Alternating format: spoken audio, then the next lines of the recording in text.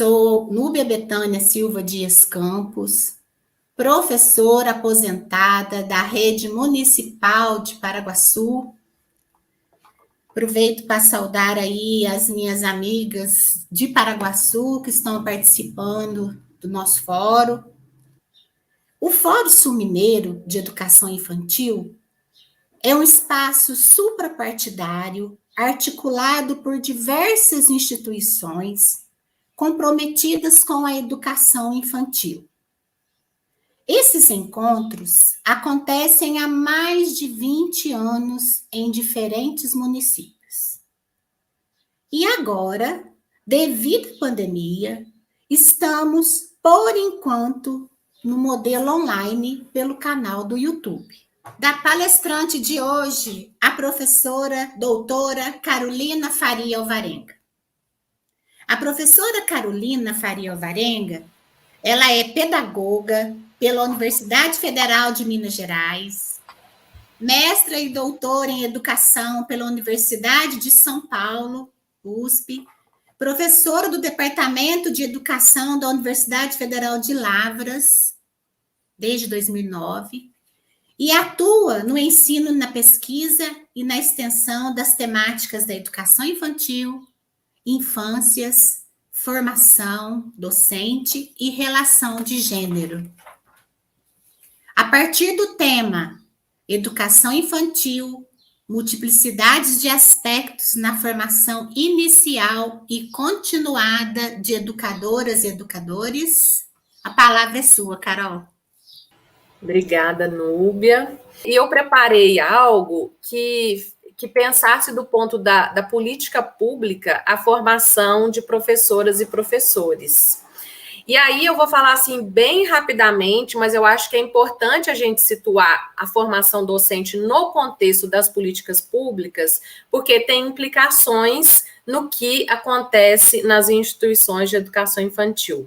Então, muito rapidamente, a gente pensa, né? Eu trouxe aqui a LDB como uma conquista importante, mas a gente, anteriormente, em 88, com a Constituição Federal, quando assume a educação infantil como um dever do Estado, né, e pensa na responsabilidade do Estado em ofertar a educação infantil, fruta da luta dos movimentos sociais, do movimento das mulheres, do movimento feminista, em que essas, principalmente mães trabalhadoras, precisavam e gostariam de estar nos ambientes públicos de trabalho, né, e não apenas no espaço privado, e essa conquista lá em 88, a partir de um direito das mães. E à medida que o tempo foi passando, com a LDB, especialmente na década de 80, isso se configura como um direito da criança. Então, hoje a gente pode dizer que a educação infantil, essa primeira etapa da educação básica, é um direito da criança acima de tudo.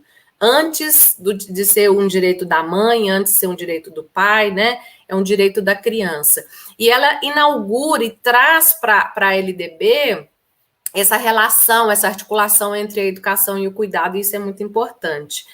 E aí, na década de 90, ainda que nós estivéssemos imersas e imersos em políticas neoliberais, foi construída uma política nacional de educação infantil. Eu trago esses dois documentos importantes para pensar a qualidade, porque já quando se falava na educação infantil, quando elas saem dos sistemas das secretarias de assistência social e começam a migrar para as secretarias de educação, pensa-se numa educação infantil de qualidade. E eu vou tentar amarrar a todo momento que o conceito de qualidade é um conceito em disputa. De que qualidade nós estamos falando? De qual é a concepção de criança, qual é a concepção de educação infantil, de sociedade, de mundo. E isso as professoras que me antecederam foram falando, né? Quais que são as concepções postas, inclusive, aí, né, na educação infantil de Guaxupé. Então, esses documentos foram documentos muito importantes, os famosos documentos das carinhas, e esse azul, que são os critérios de atendimento, que é um documento fundamental, que originou, inclusive, vários outros, tais como os indicadores de qualidade da educação infantil. Ainda na década de 90, Há quem diga, né, e eu concordo, que nós tivemos uma fuga da rota, um desvio da rota dessas políticas de educação infantil. E isso vai se refletindo na formação docente, nós vamos perceber isso. Com os referenciais curriculares para a educação infantil, ainda que ele tenha sido feito, construído por pessoas da área do campo da educação infantil, eles trazem uma noção de currículo fechado, uma concepção de currículo bastante escolarizante, que não era isso que estava sendo construído nos documentos anteriores da educação infantil. E aí, nos anos 2000, a gente pode dizer que a gente teve uma retomada dessa rota, com a publicação de vários documentos sobre qualidade da educação infantil, desde esse documento de 2006, que depois eu trago um pouco mais sobre ele, que é a Política Nacional de Educação Infantil, pelo direito das crianças de 0 a 6 anos à educação, e ele traz a importância da formação inicial e continuada, os parâmetros nacionais de infraestrutura e os parâmetros nacionais de qualidade, porque se a gente pensa que a educação infantil estava transitando das secretarias de assistência social para as secretarias de educação, precisamos pensar qual que é a estrutura física que vai acolher essas crianças, porque o espaço também é um educador, né? A forma como nós organizamos o espaço, inclusive a arquitetura das instituições. Então, foram feitos vários documentos para pensar esses espaços que algumas vezes foram construídos e outras vezes foram adaptados. Em 2009, nós temos 2 grandes, importantes documentos, que são os indicadores de qualidade da educação infantil, conhecido como INDIC, da educação infantil, porque a gente tem o do fundamental, e as diretrizes curriculares da educação infantil, que é o documento precioso que nós temos que colocar debaixo do nosso braço, e não os referenciais, porque, infelizmente, o RCN, que muitas vezes é o documento de referência das instituições. E nós temos que entender que são as diretrizes que estão consensuadas com essa concepção de educação infantil, essa pedagogia da infância que nós tanto discutimos, né? E os indicadores de qualidade, o INDIC, ele é um documento de autoavaliação institucional participativa, que a própria instituição vai olhar para ela mesma, vai fazer avaliação de várias dimensões de qualidade. Para pensar no desenvolvimento da criança, precisa pensar no contexto, precisa pensar na forma de organização do tempo, do espaço, dos materiais, do projeto político-pedagógico, das múltiplas linguagens, das interações, das brincadeiras, das condições de trabalho docente, da formação docente, da formação da equipe de apoio, da equipe técnica, isso tudo que as outras professoras já falaram. Isso tudo compõe a qualidade da educação infantil. Não apenas observar o desenvolvimento e aprendizagem das crianças, inclusive por avaliações de larga escala, né? Que aí a gente precisa ter uma crítica maior ainda, mas precisa pensar o contexto, né? E esse documento, os indicadores, foram muito importantes e que estão alinhados às diretrizes curriculares, cuja primeira versão foi em 99, e a atualização, que é a versão que nós utilizamos hoje, é a de 2009. E aí, as diretrizes... Vamos ao nosso primeiro intervalo, a gente volta daqui a pouco.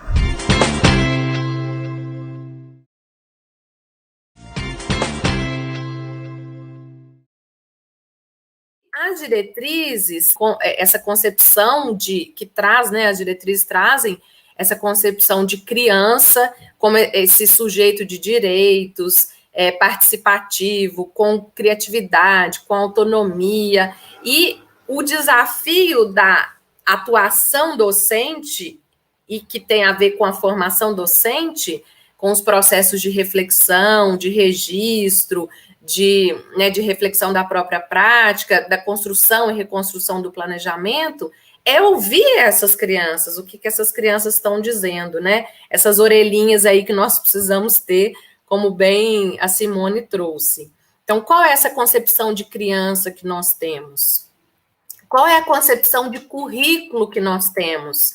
E aí elas já falaram também, né, sobre essa concepção, que não é uma concepção escolarizante, não é algo que vem de fora de um documento, não é um planejamento pronto que você pega na internet. Essa dimensão de escuta da criança, e aí, só fazendo um parênteses, no meu doutorado, eu analiso o processo de construção deste documento aqui, que são os indicadores de qualidade da educação infantil paulistana, que ele foi feito a partir do documento nacional. Ele é um documento de 2016, então ele é o documento mais atualizado e ele insere duas dimensões que não tinham no documento nacional. Uma é a autoria, escuta e participação de bebês e crianças, e a outra são as questões de gênero e raça. Então, eles ampliam essa concepção de criança e fortalece esse processo de formação, de reflexão, de olhar para o planejamento a partir daquilo que as crianças nos trazem, daquilo que as crianças nos colocam, né? A partir das interações, das brincadeiras. E aí, novamente, a gente precisa tomar muito cuidado com os termos que a gente usa. Não tem aula na educação infantil, as crianças não são alunos, não são alunas, porque esses termos, eles estão carregados de uma concepção escolarizante, né? Essa relação vertical do processo de ensino-aprendizagem, que a professora tem conteúdos já preparados para a educação infantil. O conteúdo da educação infantil, o currículo da educação infantil, como nós estamos vendo aí, são as práticas cotidianas. Se alimentar é uma prática cotidiana. Quanto aprendizado tem nisso, na alimentação, na higiene, nas brincadeiras, né, na hora do sono, como isso é tão rico para a educação infantil, só que muitas vezes, né, é desconsiderado, é algo, né, que é colocado como momentos de cuidado, sem essa perspectiva da educação. E aí, quando a gente pensa também, né, os saberes e as experiências historicamente acumuladas, aí que a gente tem que pensar como que a gente trabalha isso de uma forma não escolarizante. Então, nós não vamos parar com as crianças e hoje nós vamos aprender tal coisa, tal assunto. Mas a forma como a gente organiza, faz essas atividades direcionadas para elas, traz as nossas concepções também de educação infantil. No contexto pós-2016, né, eu considero que nós tivemos uma fuga da rota com a BNCC e com o Plano Nacional do Livro Didático, e isso tem implicação para a formação docente. E aí, por que a BNCC é uma fuga da rota? Não pelo conteúdo em si da BNCC da educação infantil, mas a concepção em si da base, ela é problemática. E o PNLD de 2022, ele traz uma concepção também em cima da base, da última versão da base, que foi a partir de 2017, essa última versão aligerada, mudando, inclusive, o que estava posto na versão de 2016, antecipando os processos de alfabetização, né? Eu acho que todo mundo acompanhou essa Plano Nacional do Livro Didático, que insere os livros didáticos para a educação infantil. E os municípios, agora em agosto, eles tiveram a opção de escolher os objetos que pretendiam aderir. E aí eram 3 objetos. O primeiro objeto eram os livros didáticos para estudantes da educação infantil. Então, já começa chamando as crianças de estudantes. O segundo objeto eram livros de literatura. Ok, ótimo, né? Nós precisamos muito de livros de literatura. E o terceiro objeto eram livros voltados por processo de alfabetização baseado em evidências. Há muito já vem sendo denunciado que a base, ela vem num movimento de padronização. Então, que ainda o conteúdo, a maior parte do conteúdo da educação infantil seja coerente com as nossas concepções, ela está nesse contexto de avanço do neoliberalismo, do avanço das grandes corporações financeiras no campo da educação, da privatização da educação pública com sistemas apostilados nas instituições de educação infantil públicas, E aí, como que se dá isso? Tem a BNC, aí tem um livro didático que é formatado para atender a BNCC, aí a formação docente, para se adequar a essa proposta da base, né? E aí a autonomia, a criticidade, a criatividade, ela se perde nesse processo, né? Essa formação docente, essa BNCC, elas estão articuladas ao movimento de avaliação em larga escala. Tem muitas instituições que vão fazer assim, vamos pegar um campo de experiência para cada dia da semana. Então, olha os cuidados que a gente tem que ter na compreensão dos campos de experiência e dos direitos de aprendizagem. E quais são as implicações disso na formação docente. Então, eu voltei lá naquele documento de 2006, da Política Nacional de Educação Infantil, que falava da importância da formação continuada. E aí, assegurar a participação das professoras e professores no processo de elaboração, implementação, avaliação das propostas pedagógicas. Não é ter alguém que planeja e alguém que executa, né? Essa separação aí do trabalho. Mas no processo formativo, como bem falaram as professoras, na formação continuada, pensar sobre esses documentos, pensar sobre o contexto, pensar sobre as relações que se dão no contexto da educação infantil, né, a partir daquilo que as crianças trazem, que as famílias trazem.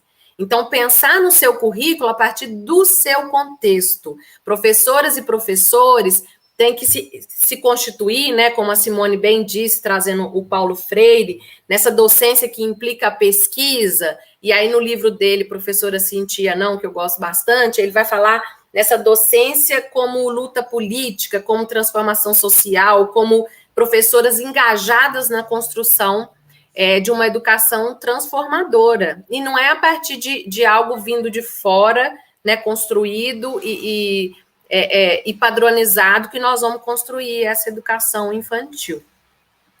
E aí, outro ponto que eu só vou destacar, que as professoras, né, a Eliane e a Carol trouxeram, sobre garantir a valorização de professoras e professores por meio da formação continuada e sua inclusão nos planos de carreira do magistério.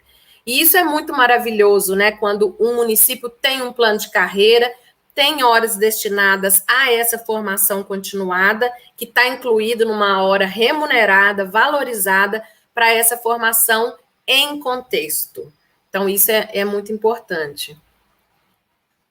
E aí, as estratégias, fala da formação da equipe técnica, que elas falaram também, né, das coordenações pedagógicas, das especialistas na educação infantil. É fundamental que as secretarias municipais de educação tenham uma coordenação da educação infantil e que cada instituição de educação infantil tenha uma coordenação pedagógica. Isso faz toda a diferença no processo de formação continuada, no processo de formação em contexto. E aqui eu quis chamar a atenção ao último ponto ali das estratégias, articular a Política Nacional de Formação com os fóruns de educação infantil e outras organizações, que é isso que a gente está fazendo agora, e fez bastante nesses momentos de pandemia, né, que se tem alguma coisa boa em todo esse processo, foi que a gente conseguiu ampliar essas formações. A formação inicial... Vamos a um pequenino intervalo e a gente já volta.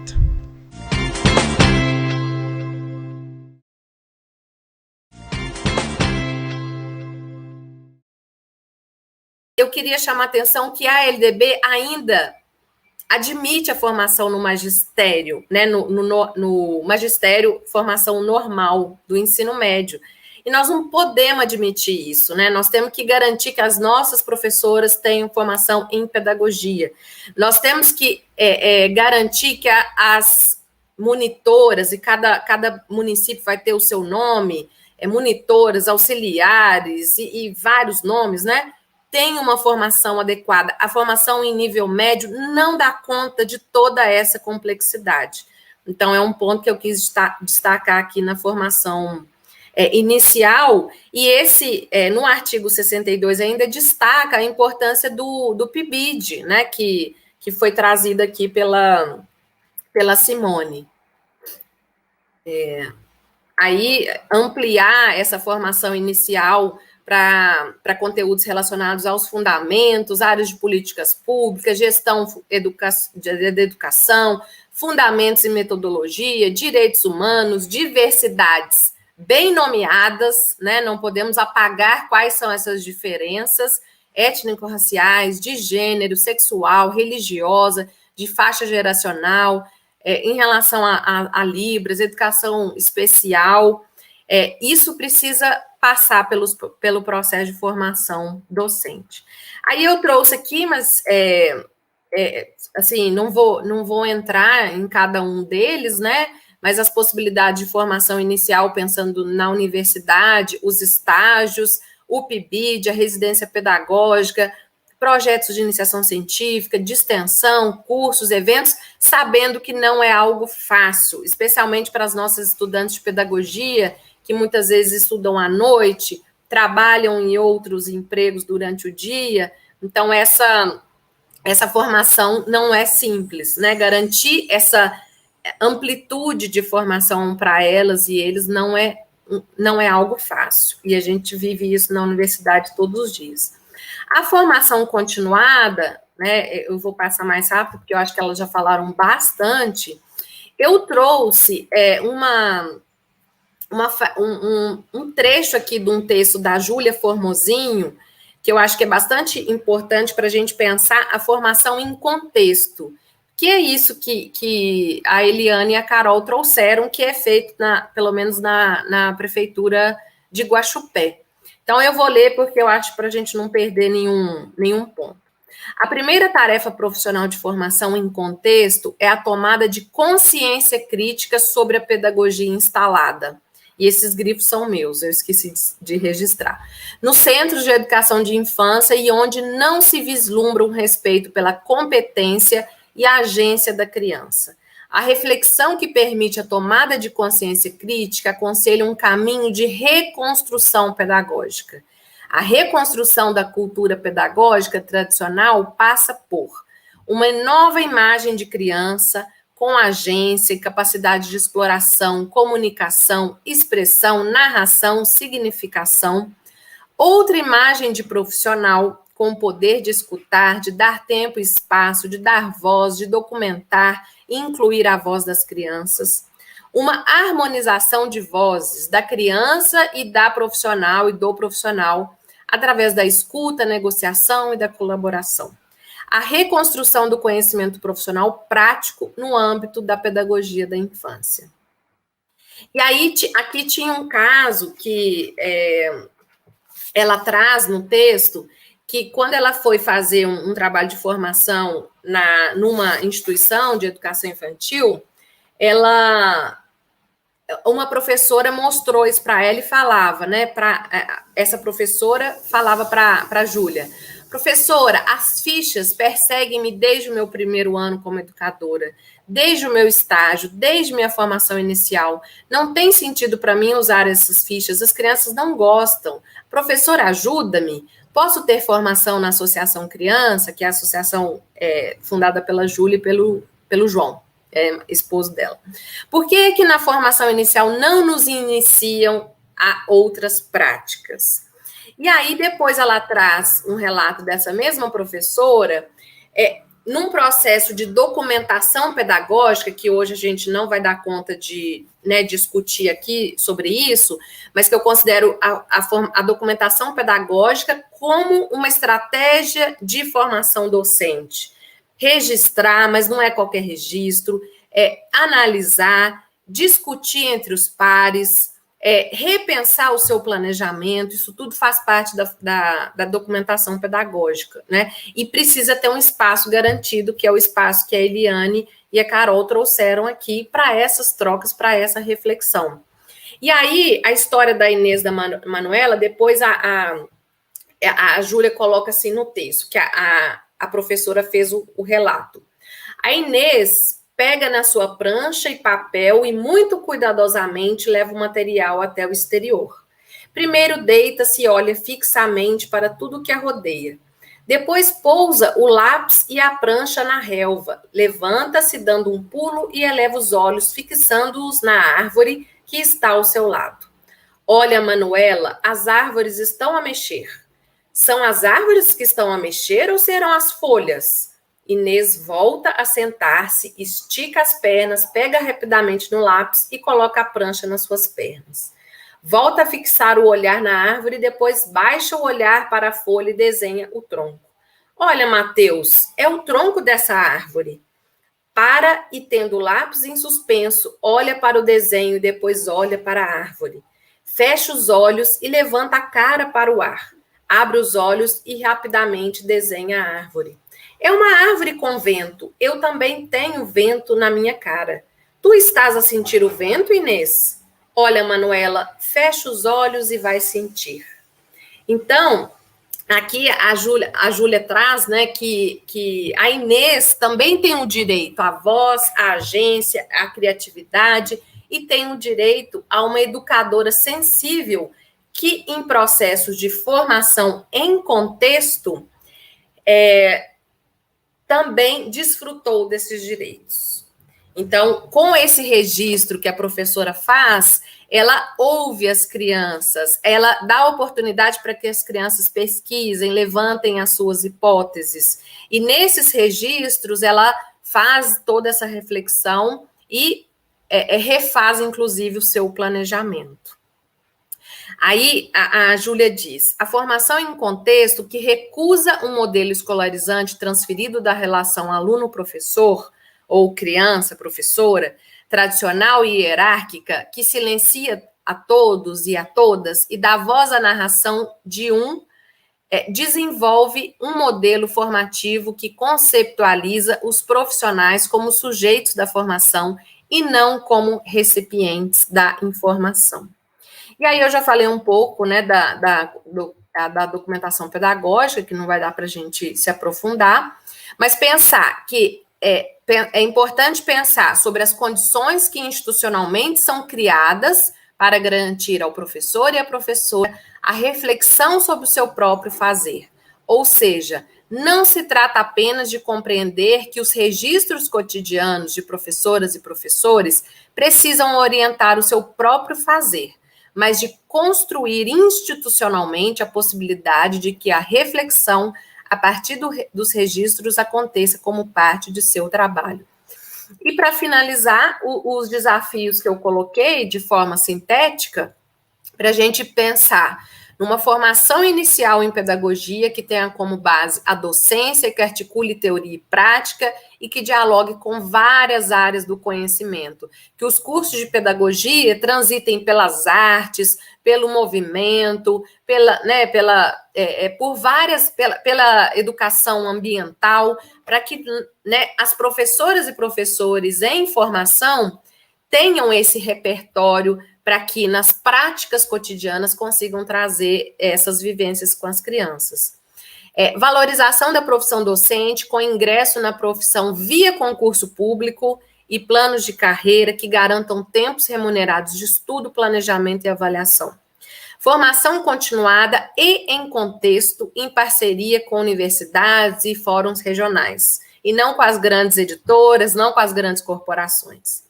Importância do papel da coordenação pedagógica nos momentos de formação continuada.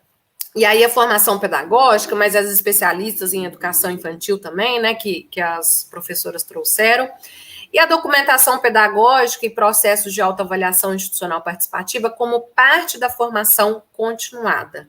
E a compreensão de que qualidade é um conceito em disputa. E é isso, gente. Agradeço imensamente por essa oportunidade, inclusive esse desafio aí de articular tantas riquezas que as outras professoras trouxeram. A professora Carolina, sempre muito comprometida com as suas pesquisas, com uma fala direta, muito clara, uma fala que vai de encontro com as nossas necessidades. Parece que ela está adivinhando o que a gente está querendo, o que está angustiando. Então, muito obrigada sempre, professora Carolina.